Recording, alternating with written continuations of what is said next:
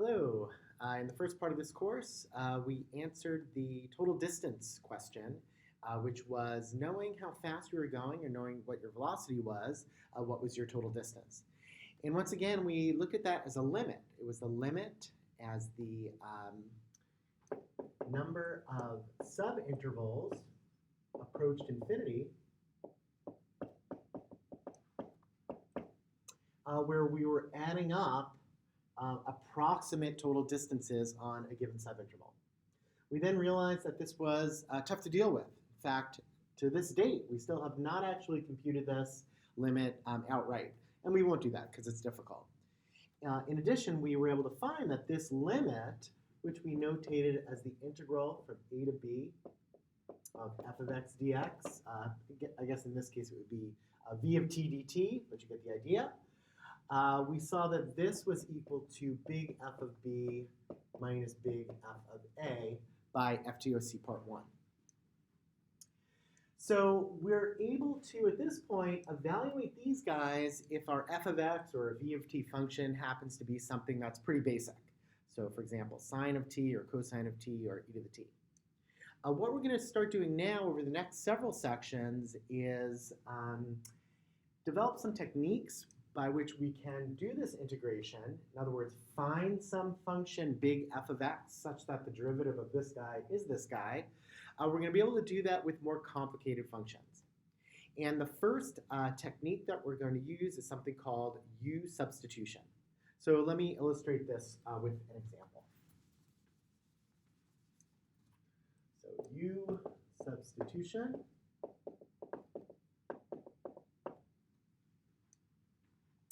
Let's say we have the integral of 2x squared plus 1 cubed times 4x dx. So this is actually an integral that you can solve using current techniques, but it's kind of a pain. So how would you solve that? So hopefully you said, well, I could just cube this thing out, multiply it out, and then just integrate it term by term. But again, that's a pain. If this were anything larger than 3, it would be rather difficult. So this method of U substitution is going to help us. So let me show you how this would work. So the first thing is let's notice something interesting about this particular setup. So let's notice that this guy has a certain form or a certain structure. If we let f of x equal x cubed, and we let g of x equal 2x squared plus 1, then hopefully, after looking at it for a minute, you can see that this guy is actually of the form f of g of x times g prime of x dx. So first, let's see if we believe that. Well, my g of x is 2x squared plus 1. I'm putting it into the cubic function right over here. And the derivative of this guy is 4x. So this would be, I guess, a more generalized version of this in terms of the structure that we see. So what I'd like to do is think about how to solve this problem, develop a technique, and then we'll just plug it into this problem. So I want you to stop the video for a second and ask yourself, what is this integral? Right? Hopefully you said it's big F of g of x plus c. Why is that? Well, if we use the chain rule on this, the derivative of big F of g of x is big F prime of g of x times g prime of x. Again, that's the chain rule. If you've forgotten the chain rule, you definitely want to review the chain rule before moving on with this video. Then the derivative of big F is little f of g of x times g prime of x. That's the notation that we've been using throughout this course. All right, so we know that this guy is this guy. So what I'm going to do is as follows. I'm going to let u equal g of x. And if I write it like that, then this guy becomes big F of u plus c. So why did I do that? And what is this all about? What is this process of letting u equal g of x? Have we ever done something like that before? Well, let me talk about that for a second before we get back to this. You actually have done something like that before. In an algebra class, you might have tried to solve something like this guy. And this is a tough problem. This is the fourth power, quartic. But if we let u equal x squared, then this becomes u squared plus 2u plus 1 equals 0. And that's just a quadratic equation which you know how to solve. So this idea of substituting in some variable sometimes enables us to solve problems that we couldn't solve otherwise. And that's actually what we're going to do here. So I couldn't solve this guy. I wrote it like this, and then I said, hey, let's let u equal g of x. Well, once I do that, then this guy, if I go backwards, it's just the integral of little f of u du. That's it. So why does that make my life easier? Well, let me take a look at this problem and think of it in u world instead of in x world. Well, thinking of this in u world, let's just match up our pieces. According to this process, if you believe this logic, then this integral should be exactly the same thing as the integral of f of u. This integral is exactly the same as this integral, because this guy has this form. Therefore, it's equal to the integral of my f of u, and f of x here is x cubed. Well, the integral of u cubed is easy. That's just u to the fourth over 4 plus c. And then what we can do is we can rewrite our solution back in terms of x's just by substituting back in. So we let u equal g of x in our proof. So I guess I can rewrite this as 2x squared plus 1 to the fourth over 4 plus c. And if you take this guy's derivative, you'll see the 4 comes down. We're left with a cube, this piece, times the derivative of the inside, which is just 4x, which is this guy. So, in fact, the derivative of this is this. So that's the process of u substitution. Now let me point something out. This is the math behind why that works, but the truth of the matter is I wouldn't go through this every time.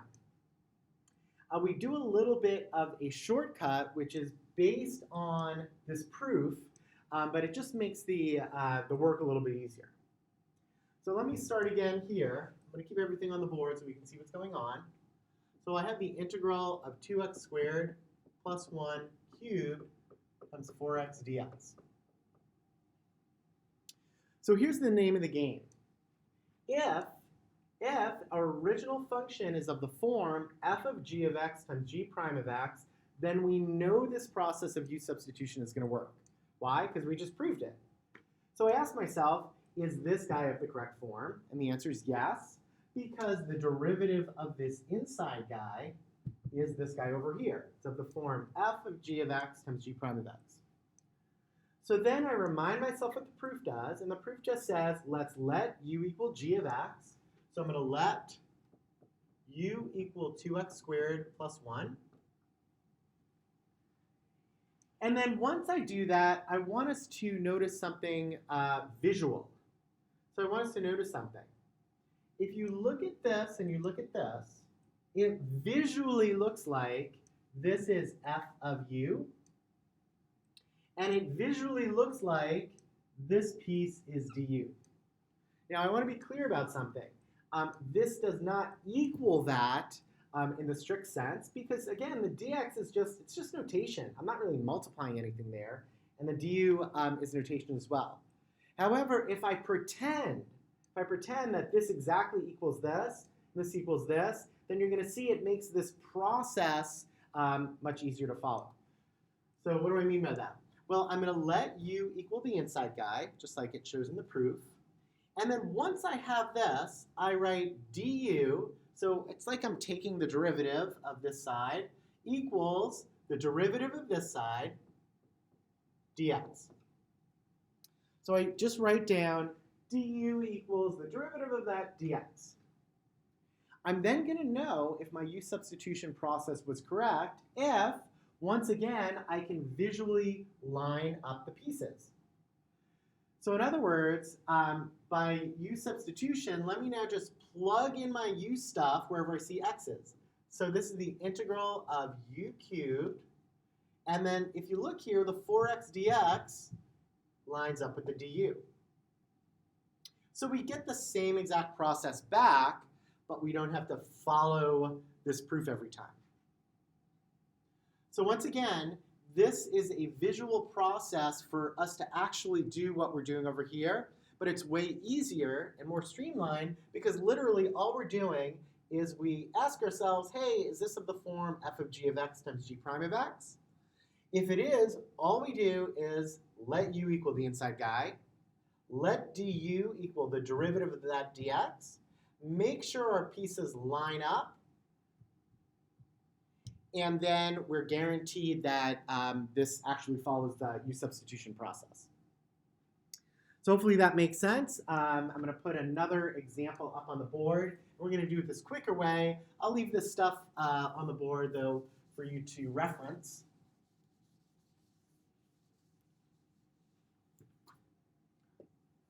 So as an example, let's try to find the integral of e to the 2x dx. Actually, sorry, I'm going to multiply that by 2. We'll do the other version in just a minute. So I would encourage you to stop the video now, try this one, and then press play again. All right, let's check it out. Let's see. So is this of the form f of g of x times g prime of x? It is. So that tells me by my proof over here that this process is going to work. So how do we do this? We let u equal the g of x. Du then becomes the derivative of this, dx. And then I just double check that all of my pieces line up. If they do, I know that I did this correctly. So let's see. The 2dx is my du out here. And this guy is e to the u. Beautiful. So that's the same thing as the integral of e to the u du. And this is then equal to e to the u plus c. And then finally, I could put this back in terms of x's. I get e to the 2x plus c. And you can check to see that, in fact, the derivative of e to the 2x is 2e to the 2x. All right, so this is the most basic form of u substitution, and it works in this case, but it also works in cases which are almost like this. So that's what I'd like to talk about now. In fact, now I'll do the problem that I was going to start with over there, and let's see how this is different. So let's say we have e to the 2x dx. We have a problem because this is not of the form f of g of x times g prime of x. I'm missing a factor of 2 in there. So I invite you to pause the video and see if you can think of a solution to that. All right, hopefully you said, well, I can just multiply this by a fancy version of 1, like that, because that's not changing anything. I then know that I could pull the 1/2 out because of properties of integrals. And then we just work this one out over here. So this is the same thing as 1/2 e to the 2x plus c. And again, you can check it. The derivative of e to the 2x is e to the 2x times 2. 2 times 1/2 is 1. Boom, back there. Well, that's great that we have this fancy idea over here, but I'm wondering if we could treat it the same way that we did this one over here. Well, let's revisit that on this side. So let's revisit e to the 2x dx. And let's try to play the same game that we played over here. Again, we're not exactly in the right form because it's not f of g of x times g prime of x, but we're going to give it a shot. So let's see. Let's say I let u equal 2x, and I just follow the process, du equals 2 dx, and then I try to match up my pieces. Well, this guy goes away, so that works. I have e to the u. The problem is that I have du equals 2 dx. So again, this is not really multiplying because dx is just notation. It's just part of this thing. But what if we pretended it was multiplication? If we pretended that, then we could divide both sides by 2 to make 1/2 du equals dx. And let's now match up the pieces. This becomes the integral. Let's see. The dx becomes 1/2 du. And this becomes e to the u. And it looks like this is going to work because, well, this is the same thing as 1/2 e to the u plus c, which is 1/2 e to the 2x plus c. Exactly what we got over there. Great. So it turns out that if we're off by multiplying a constant, we could do this pretend multiplication to make things work for us. Now, before I go any further, I just want to talk a little bit more about this, this pretend math we're doing. Again, the math itself is actually based on the original proof, but we're just using a visual aid to help us solve this. And this is actually something you've done before. You did it a long time ago when you first learned about cross-multiplying. And if you think about it, when you learned about how to solve this, you said, oh, just multiply like this. Is that real math? No, that's not real math. But let's go through this process pretending it's real math. Dividing both sides by 3, we get x equals 4/3. So if I do it the legit way, I would multiply both sides by 4. And look, we still get 4/3. So again, this is just a kind of a quick and maybe easier way for some people to think about that. So it's the same thing when I'm doing with the u substitution.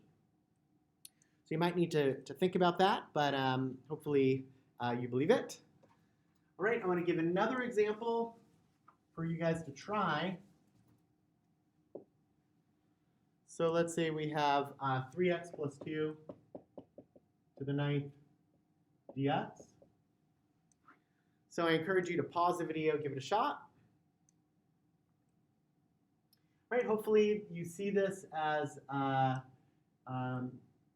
let's see, stuff to a power. So it looks like composition, but we're not multiplying by the 3 out here. We're off by a constant, but we just saw that we can use our method and it'll work. So let's say u equals 3x plus 2. du is then 3 dx. We do our fake division over there, and then line up the pieces. This is then the integral of u to the 9th. Dx is 1/3 du.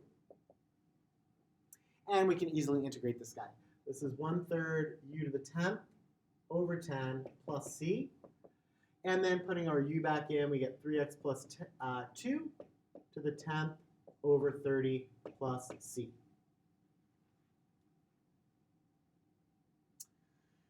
All right, and if I take the derivative of this, let's just do a quick check here. We have the derivative of 3x plus 2 to the 10th over 30.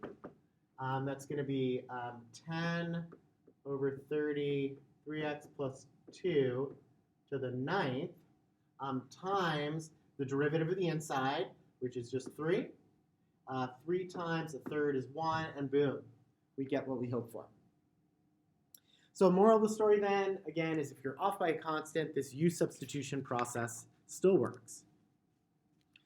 We have another scenario where u substitution can work. And this one, I think, is a little less obvious, but it can be powerful. So let me do that through an example. So let's say we have the integral of x times the square root of x plus 1 dx. So again, if I look at this, this is definitely a composition of functions, but x is not the derivative of the inside. This is not g prime of x. So it doesn't look like U substitution is going to work. U substitution only works if we can make it look like that particular form. Well, if I let f of x equal x minus 1 times the square root of x, and I let g of x equal x plus 1, I want you guys to see something. F of g of x times g prime of x, f of g of x times g prime of x is, let's see, I'm going to put this guy in here to get x plus 1 minus 1 times the square root of x plus 1. So again, I'm just putting in my g of x into here, putting this guy in here, times g prime of x is 1. So we get x times the square root of x plus 1. Interesting. I guess I found an f of x and a g of x such that this guy is equal to f of g of x times g prime of x. So I guess this guy is actually of the correct form for U substitution. So if that's the case and we go back to our proof, then this is the integral of f of u. So here's f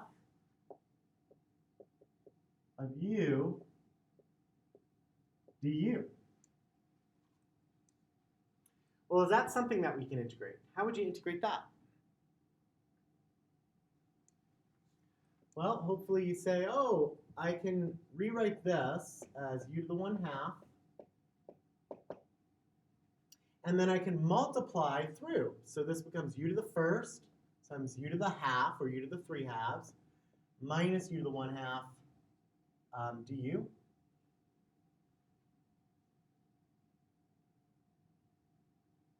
And then I can just use that reverse power rule. So we get u to the 3/2 plus 2/2, which is 5/2, times 2/5, minus u to the 1/2 plus 1, or 3/2, times 2/3 plus c. And then finally, I can put my u back in. So what was my u? If you go back to the proof again, it's u equals the g of x piece. So we get 2/5 x plus 1 to the 5/2 minus 2/3 x plus 1 to the 3/2 plus c. Well, if I were you, I'd be getting a little bit nervous. I mean, how the heck did I come up with this? I have to be honest, I had to think about it for a little bit of time before I was even to realize, oh wow, this is U substitution.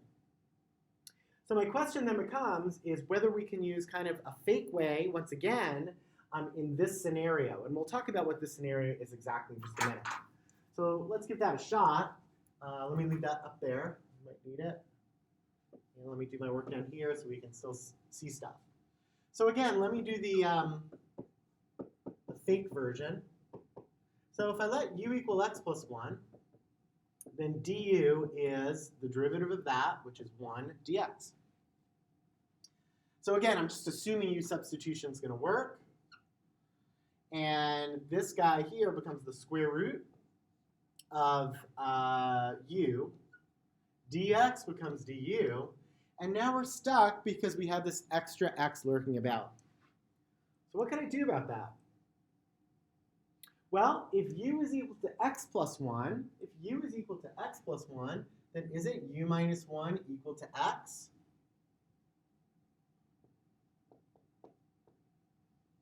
Boom, I am back over here. And I had the benefit of not having to figure this stuff out, which can be very difficult. So what is this scenario exactly? In this scenario, what I was able to do was I was able to use U substitution, and I got rid of the x stuff by solving it in terms of u's. So if you can solve away any remaining x's, U substitution will work as well. So in summary then, when do we use U substitution?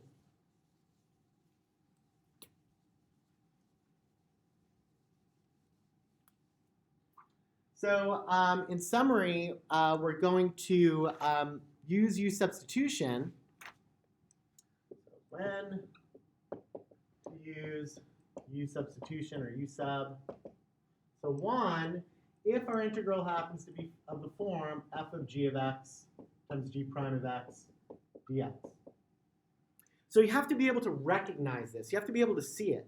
So if you think back to derivatives, you employed the product rule if you saw a product of things. You employed the quotient rule if you saw a quotient of things.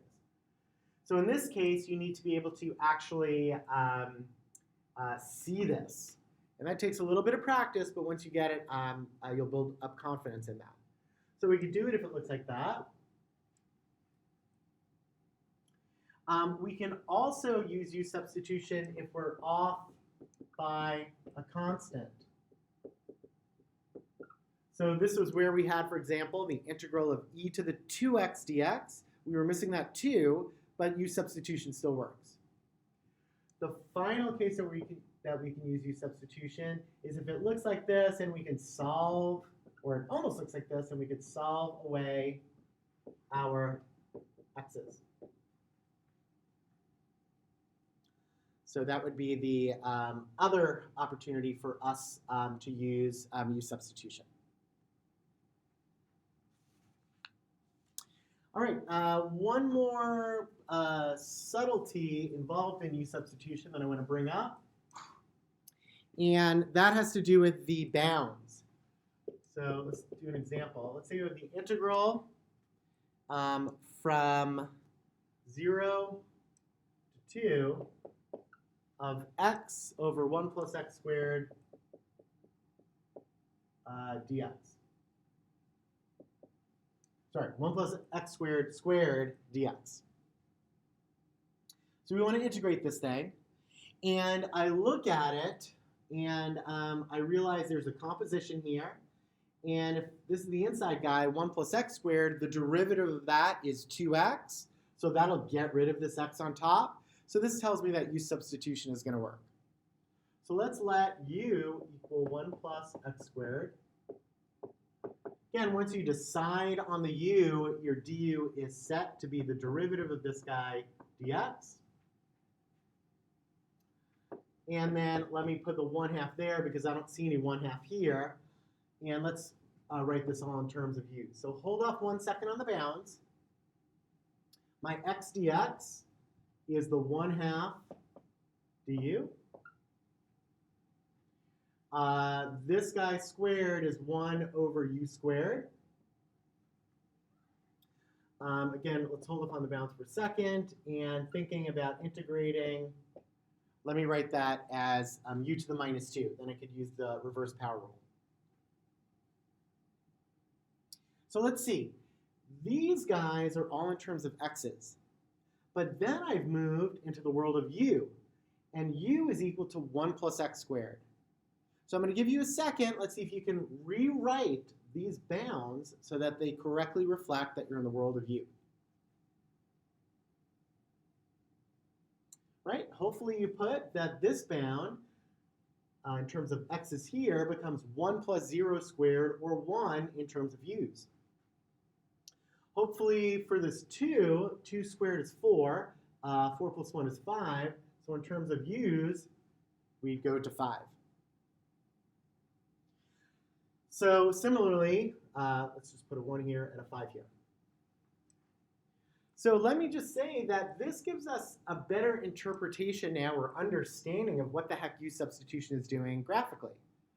Graphically, what this is saying is that the area under this guy from 0 to 2 is the same thing as the area under this guy from 1 to 5.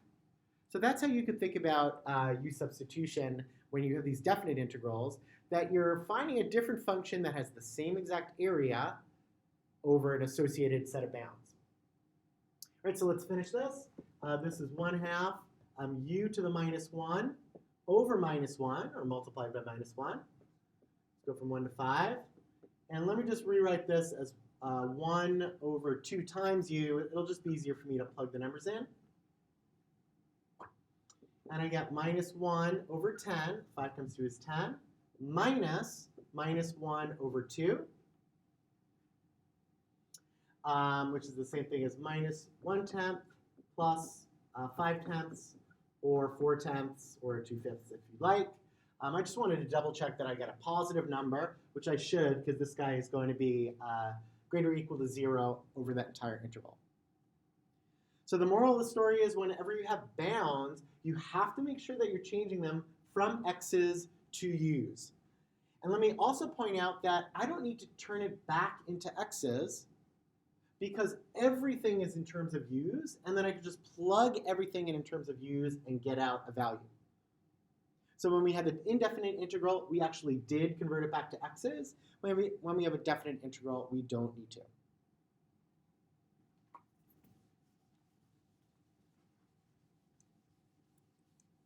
As a final problem, I want to prove something formally that we talked about as an integral property, but we actually didn't prove it. We proved it using a picture. And that is prove that if f of x is odd, then the integral from minus a to a of f of x dx is 0. So hopefully you guys remember this property. We drew a picture, seemed believable from the picture. It's had the same amount of positive stuff and negative stuff on each side, and they zapped each other out. So let's see why this is true using u substitution. So first off, so here's the proof. The integral from minus a to a of f of x dx is equal to big F of a minus big F of minus a. And that's just using FDOC part 1. And I guess an assumption that I have here is that I can actually find some big function f of x. If you go back to your notes, we also said that if our function is odd, then little f of x is minus f of minus x. That's the algebraic definition. So let's actually evaluate this integral using u substitution and see what happens. So we could let u equal minus x, that's the inside guy. Du is then minus dx. So let's see if we have all of our pieces taken care of, and we'll do the bounds in a second. So this looks like f of u and minus dx. Minus dx is the same thing as du. So every piece was accounted for. And u is equal to minus x. So this minus a is going to become positive a. And this a up here is going to become minus a. So just to make things super clear, this is a u in here. Those guys are a's. So by FDOC part 1, this is big F of minus a minus big F of a. But this guy is exactly the same thing as this guy. So we have that big F of a minus big F of minus a, which I got from here, is exactly the same as big F of minus a minus big F of a. Those guys are equal. So let's do a little bit of algebra. Let's add this to both sides to get 2 times big F of a. Let's subtract this from both sides to get minus 2 big F of minus a. That's equal to 0. But if that's 0, then I can divide through to get that big F of a minus big F of minus a is 0. And we're done. We've just proven that this integral is 0 using u substitution. So u substitution, I think it can be fun for students. Once you can start seeing that f of g of x times g prime of x, and let me just say that this is the challenge of integral calculus, which is recognizing more complicated structures than you had to recognize in differential. Again, the analogy would be you have to recognize a product or a quotient, which is not too difficult. And now we're going to start recognizing things which are maybe a little bit more exotic.